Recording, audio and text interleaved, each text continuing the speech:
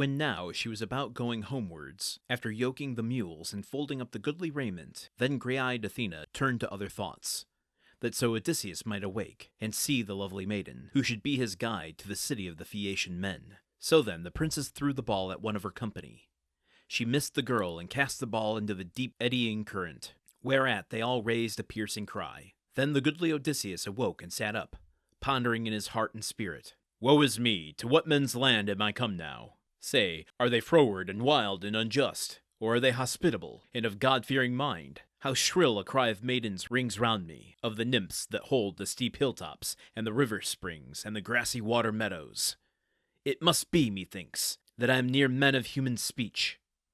Go to, I myself will make trial and see. Therewith the goodly Odysseus crept out from under the coppice, having broken with his strong hand a leafy bough from the thick wood, to hold athwart his body, that it might hide his nakedness withal. And forth he sailed like a lion, mountain-bred, trusting in his strength, who fares out blown and rained upon, with flaming eyes. Amid the kine he goes, or amid the sheep, or in the track of the wild deer.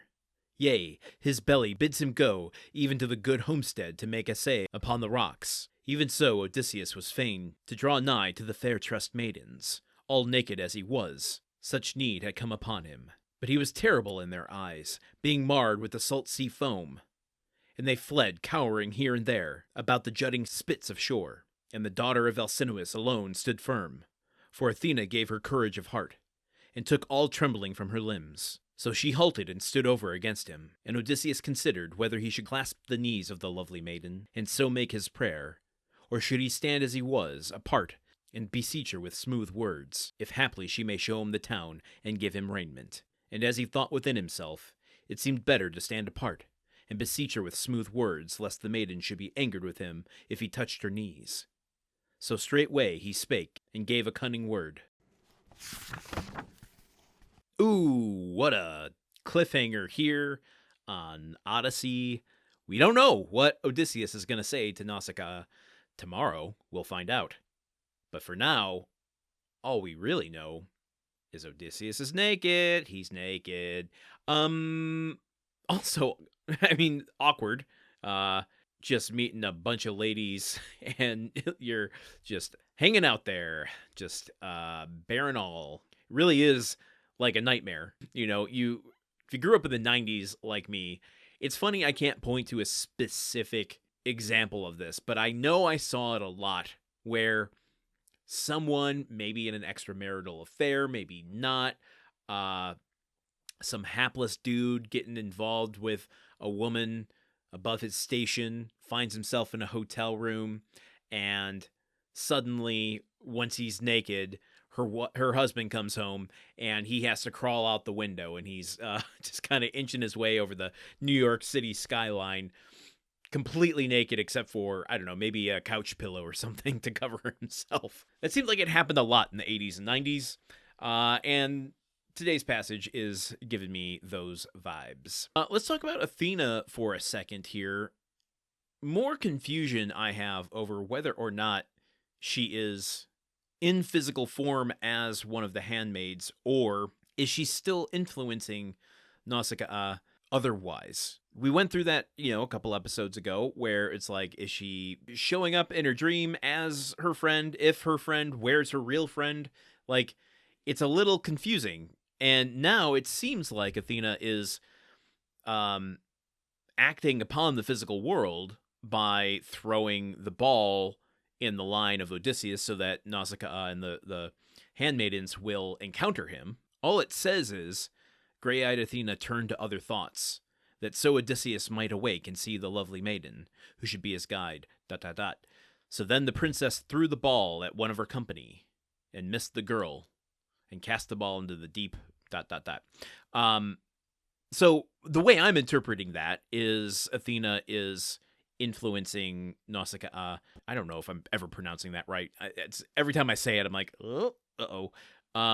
Anyway, she's influencing her and causes Nausicaa to throw the ball, not Athena throwing the ball herself, right? And Odysseus, in his kind of state of crisis and peril, constantly paranoid over what new dangers lie over the horizon, allows himself just a moment of hope there, where he's like, oh, Jesus Christ, where am I now? I just woke up, and I'm hearing scufflings of folk over the hilltop. Are they going to be wild and rough, or are they going to be God-fearing? And ultimately lands on God-fearing-ish.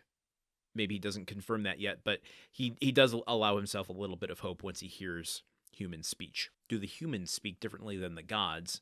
And if the gods speak differently, do the humans hear the gods differently than other humans? That's an interesting question. Like, when he was on the island with Calypso, was he absorbing her speech differently than he would another human? I guess it doesn't matter too much, but a question popped in my head, and I had to say it out of my mouth. What else do we got here? When the maidens do see him, they all but Nausicaa tremble from fear and back away.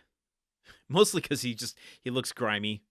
He's got all that sea foam and crud on him. I bet he looks pretty dang old crusty right now, but he's also just a strange naked man holding himself up with a stick right now. So,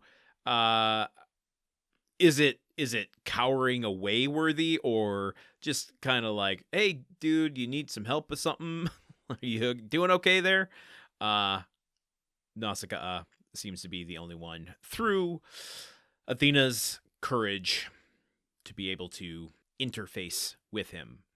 One last note. This is kind of a behind the curtain of the podcast note.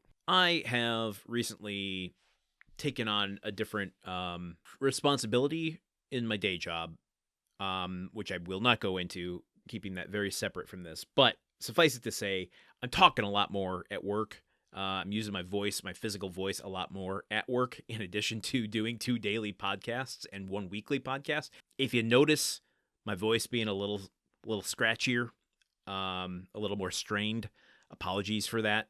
I don't know what to do in the interim outside of taking care of myself to make sure that I continue to have daily content for y'all, but also not fully being able to control just how strained it sometimes sounds. So if you have a little grace with me on that, I deeply appreciate it. Also, this isn't a pitch for the Patreon just yet. I just want to start acknowledging that soon, I got to find out the exact episode so that I don't have to waste your time with this, but Supporter Month is coming up on May 1st, and there's a lot of awesome content we're going to be putting out over at patreon.com/gruntworkpod.